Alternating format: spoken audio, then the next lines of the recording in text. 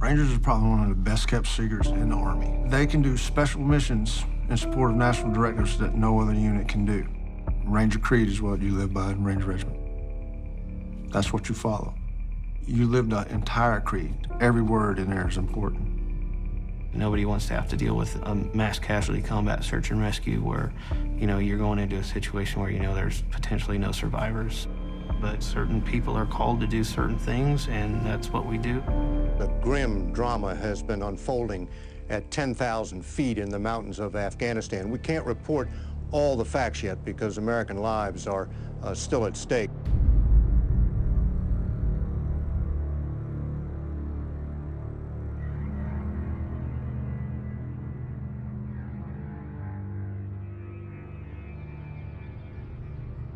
We finally get to the crash site. The sun was just about coming up. I could see fire still going on. And the crash site is literally on the side of a steep ledge. We secure the area and we start pulling a perimeter. We hoped that when we came in, we would find live crew members, but we didn't.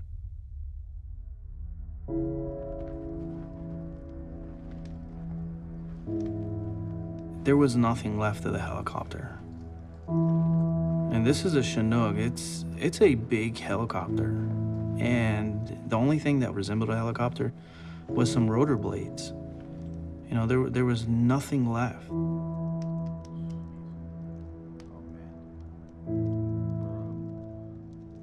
It's one of those sights that you don't ever want to see, and once you see it, if you ever have to see it, you'll never forget it. A lot of the bodies were really mangled. There was bodies that weren't even bodies. They were just ashes. As a young guy, I was like, holy smokes. I didn't think that was possible. How does a body just get burnt up like that?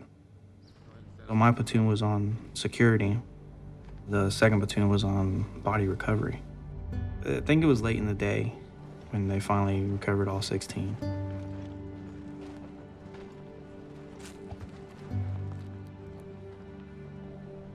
The whole time intel's being gathered about one person possibly being captured. My blocking position was right next to the command center, and I could overhear everything going on. They're hearing radio chatter about a live American. One of the radios that initial SEAL team had with them should have been kept on an individual. So once it started moving, we thought that there was a survivor. We pushed out one platoon, going down to the village where the equipment had sent off a signal.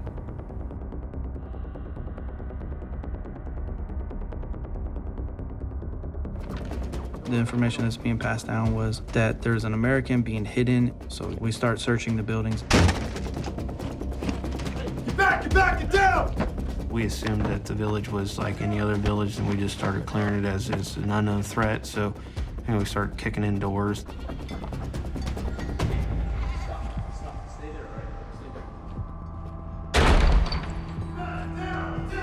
We're asking people where the Americans are, and of course they're speaking, Pashto, and we're speaking English, and it doesn't translate. So it's, pointing to an American flag patch on your shoulder, and, where are the Americans?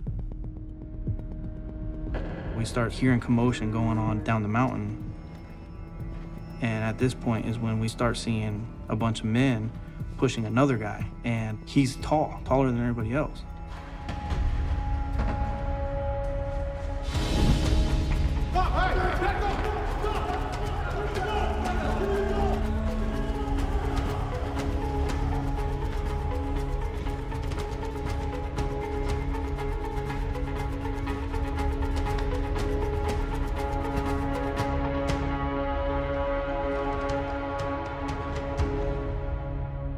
When I get down there, I see that it's an American that's dressed up with the Afghan hat and Afghan dress on and everything. They do, the ordinary, hey, what's your name? And the security questions. And they find out that it's one of the SEALs, and that was missing. There's a radio transmission saying, hey, we've got control of, Marcus Luttrell. My name is Marcus Luttrell. I'm 39 years old, and I'm from Texas. I didn't kid myself.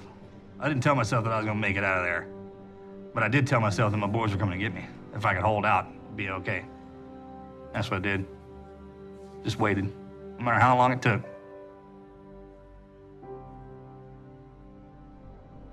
Now, I also put in the back of my head that I was an expendable asset. I'm a Navy SEAL.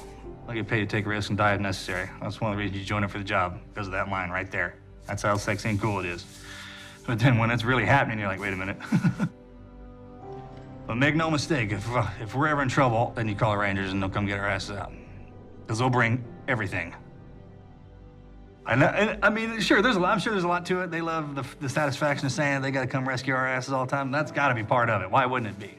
I do recall Marcus saying that he would never live down being rescued by Army Rangers. At least he could make light of the situation that he was in. I just remember sitting against that wall. I mean, and I was beat up too, but I just remember looking at them and just got to think, like, this guy doesn't know me. He doesn't know anything about me. But he just went through hell to come get me. Man, there's probably a chance he wouldn't like me if he knew me. It doesn't matter. Just sitting back and looking and go, man, these guys got a phone call saying that I was jammed up, and there's a pretty good chance they weren't going to make it out of there if they came to get me. And they were like, all right, let's go get him. There's a total of 4 on the team, and so, the next question is just, hey, where is everybody else? And they were like, where's the rest of your team? I was like, they're dead, man. But I'm not sad at the fact of how they died. They died in combat next to their brothers, pile of brass. That's how we die. Now we have a solid answer of, okay, there's only 1 survivor, so we're looking for 3 more, KIAs. At least we had an answer to the fate of that reconnaissance team.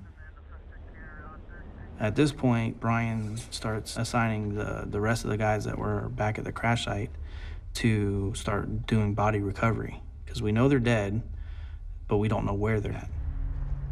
And we never leave a fallen comrade behind.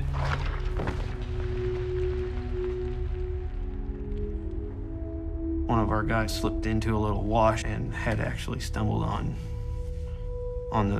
the first 2 remains that we found. We have Marcus, and then we have 2. Now we're looking for the needle in the haystack as to, where's the 4th and final member of this team. For the next 10 days, we continued to search. We weren't leaving there until we found the 3rd body, but a higher power said, hey, you gotta go.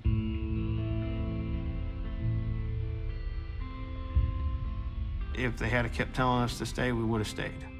I would say within 8 hours of us getting relieved, they had found the final missing American.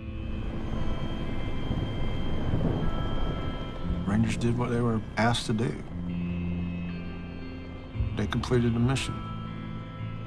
We thought we were going in for 8 hours. We stayed there for, 12 days. It was our job. It was our mission. Bodies were recovered, equipment was destroyed, and a captured U.S. service member was rescued. We saved someone. That is an accomplishment. And it wasn't me, it was the men of Charlie Company, 2nd Ranger Battalion. One of the unique things about this particular operation is it showed the ability of our military to come together as one fighting unit and get something done. When all them guys died, it was, hey, let's go. And it worked like a surgeon's scalpel, man, just to get me out of there and get the boys back home. I probably couldn't walk outside right now and somebody wouldn't help me change my tire. These guys are in the middle of Afghanistan and they're just don't know me from Adam. And they walk through straight to the gates of hell, shake hands with the devil to come get me, because that's where I was at. I was in hell. So, they did it. Our creed ends with, readily will I display the intestinal fortitude required to fight on to the Ranger objective and complete the mission, though I be the lone survivor. Ranger Regiment makes you a better man. And it makes you the best warrior there is, flat out. And I'll go to my grave believing that. You can sleep safely knowing that there's people like that that are going to defend your country. I'm proud of everything my Rangers did.